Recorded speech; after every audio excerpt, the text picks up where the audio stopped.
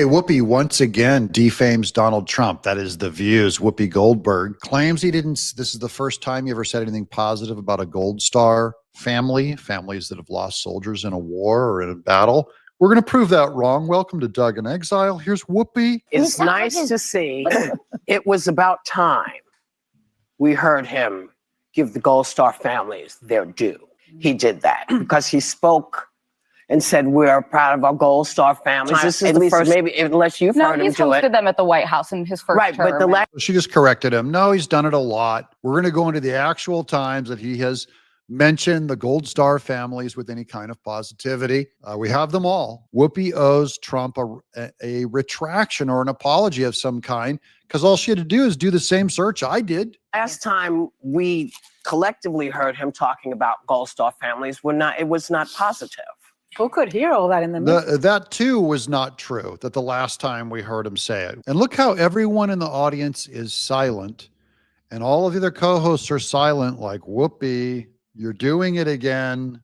You better read the disclaimer. Well, what I did was I went through on Grok and just asked it, which every time that Trump has ever mentioned a Gold Star family, these are positive or negative. Here's July 2016. Trump commented on Ghazala Khan, the mother of a fallen U.S. captain, implying in an ABC interview that her silence during her husband's speech at the Democratic National Convention might be due to her Muslim faith. This sparked controversy, but again, did not harm his reputation. August 3rd, 2016, during a campaign rally, Trump mentioned meeting with the families of 6 service members killed in combat, referencing Gold Star families. Again, nothing negative there. This was again at that campaign event. So this is the one that Whoopi is talking about, that there was criticism, something to do with Islam and the family.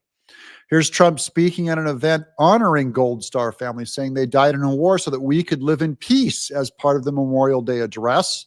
That's from 2017. Also, a positive reference. Here's October of 2017. Trump was reported to have spoken to a widow of Army Sergeant David Johnson, killed in Niger, saying he knew what he stood up for, but I guess it still hurt, leading to controversy over his tone with Gold Star families. I'll say that's awkward, but not negative. 2019, Trump posted on X honoring Gold Star families alongside Purple Heart recipients, stating they represent the unyielding and unmatched strength and determination of the U.S. Armed Forces. Here's 2019, during a Veterans Day speech in New York City, Trump addressed Gold Star families, saying, "We will stand by your side forever," despite prior criticisms of his interactions with such families by Whoopi Goldberg. 2020, at a White House reception for Gold Star families, Trump spoke about meeting them and later referenced the event during the Fox Business interview, suggesting he might have contracted from close interactions with Gold Star families, which drew criticism. August of 2024, that was just this last summer, Trump visited Arlington National Cemetery to mark the 3rd anniversary of the Abbey Gate bombing in Afghanistan, speaking to Gold Star families of the 13 U.S. troops killed. Here's 2024 at a town hall in Pennsylvania. Trump spoke to Gold Star family who lost their son in Afghanistan, promised to establish a commission to investigate the Afghanistan withdrawal if elected.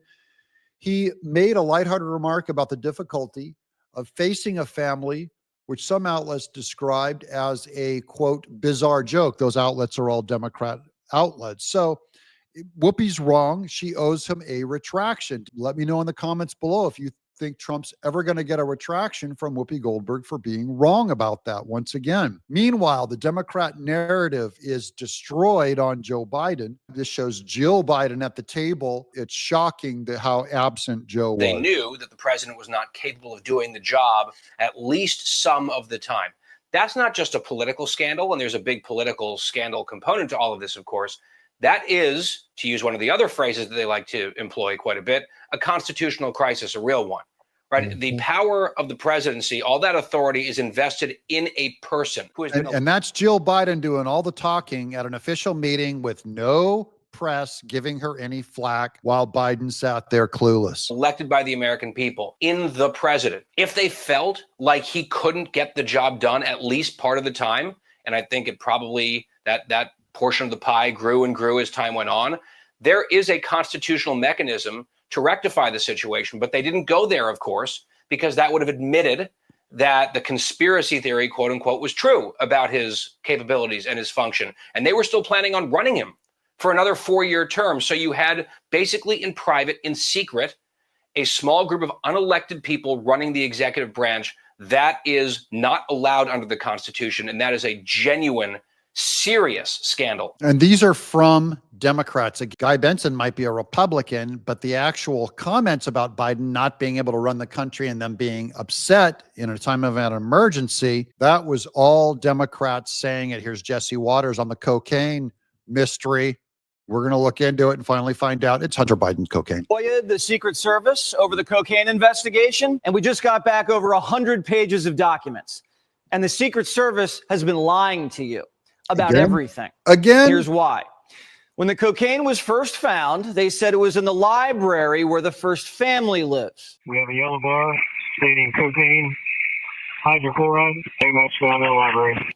Then there were reports that the cocaine was actually found outside the Situation Room. Now the investigation has progressed, and so they're saying the West executive entrance. They have 100 documents on this thing being investigated. They're going to take it back. It's going to be Hunter Biden, obviously. Okay, here's on the New York Times study on how the American people have had it with Democrats. Their ratings are through the floor, which is very good because it means people like Whoopi are not going to be in control. People like Trump are. The Democrats are looking at this report out today in the New York Times shows that nearly half the countries in the country are triple trending Republican. Basically, none are triple trending Democrat. They have lost the people. And rather than look in the mirror and say, maybe we need to offer people something different, they say, no, we just need to speak in a way that these dumb idiots can understand. You heard their line. They said, we're speaking in a way that's too professorial. No, the problem isn't the words you're using. It's that you're offering open borders and crime and men in the women's bathroom and all sorts of things. So no relief in sight for the Democrats because they refuse to look inside and say, it's our policy. While the rest of America is healing from Democrats, here's a movie star. This is Kevin Bacon's wife, actress Kira Sedgwick. You know, she was a big late 80s, early 90s star, is afraid she's going to lose her right to vote with the current administration. Now, I only want to know from you guys, who is scaring this poor Democrat lady? How you doing?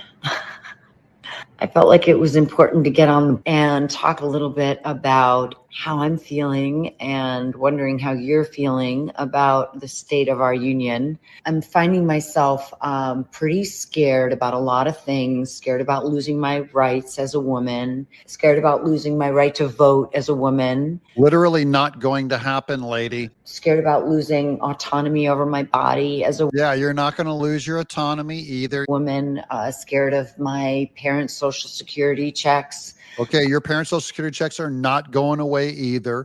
However, Doge is removing like millions of people aged 120 years old and higher off of Social Security. So your parents' checks are more secure under Trump. Who's lying to this poor lady? It's all good news, except for the people being lied to, like the lies told by Whoopi Goldberg that Trump is deriding Gold Star families. Here's more good news on Trump's economic policy. Headline number, we're expecting a number somewhere north of 87. Comes in strong, 98.0. That's on the Consumer Positivity Index. Instead of 86, it's 98. So even on the budget, Trump's doing incredible, except for your friends who are terrified because they're listening to people who lie to them. Those are the only people that are still scared. You can listen to this channel. Hope you've subscribed because I'm bringing you the truth. Trust but verify. Go out and do your own research and you'll see all these factoids that I've brought up have been researched and brought to you. I'm Doug in Exile.